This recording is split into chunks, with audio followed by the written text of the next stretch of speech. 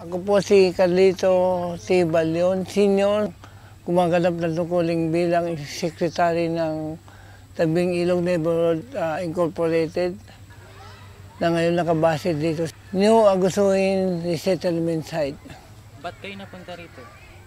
Kaya kami napunta dito noong panahon ng Agusoin, doon sa Agusoin na ngayon na handin na. Nung dinemolish kami, binigyan nila kami ng relocation sa bundok na kung basa ko hindi naman karapat-dapat na maging lugar na resettlement. Ngayon, nung ginawa namin, lumabang kami sa aming karapatan. Hindi na nga kami binigyan ng kompensasyon. Ang relocation pa namin ay hindi katanggap-tanggap. Ngayon, nung tumakbong maging gobernador si Atty. De Loso,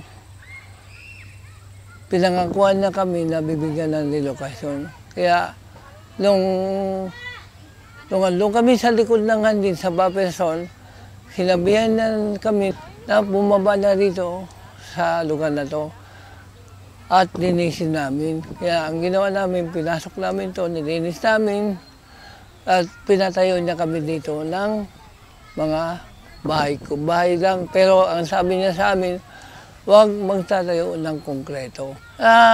Sa kabuuan ng pamilya doon sa handin, yun nasa likod ng Bufferson na lumaban, ay 117 na pamilya na bumaba dito. Yung iba bumaba dito, pero yung iba pumunta na sa ibang lugar. Ang buhay noon sa handin tahimik, wala ka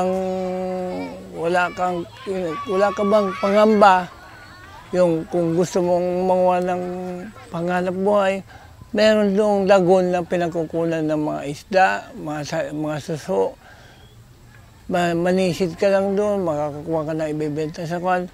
Sa tabing dagat naman, magkuha ka ng paid, pwede mo na ibenta. At saka yung mga karamihan ng mga kasama ko doon ay nangingisda. Ngayon, nung dumating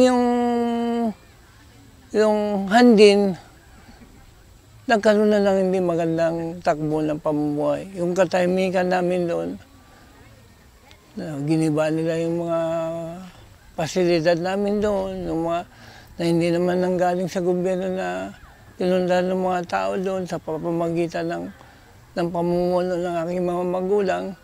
Kaya kung masasabi ko, ang buhay ngayon dito ay hindi na kanais-nais. Sa ngayon, ang karamihan ng hanap buhay ng mga tao dito, yung iba kasi, hindi na sila nakakapangisda kasi yung mga bangka nila, kung basa ko matagal na nasira na. Yung iba naman na wala talagang na ginagawa, yung mga puno na natumba ng bagyong, inuuling nila, ginagawang uling. Yun ang nagiging hanap buhay nila. Sa kalukuyan, ang kinakaharap namin problema dito, yung nakaambang demolisyon. Sino daw ang pagdidemolish sa inyo? Ang Pamana Incorporated. Kung basa ko, gagawin po nila itong Pine Beach Resorts, itong lugar na to. Tatayuan daw ng mga hotel, ng mga kwan. Pero ang info ko po ay mayroong isang investor na gustong kumuha dito. Kaya lang, hindi matuloy-tuloy ang transaksyon nila gawa ng mga tao dito.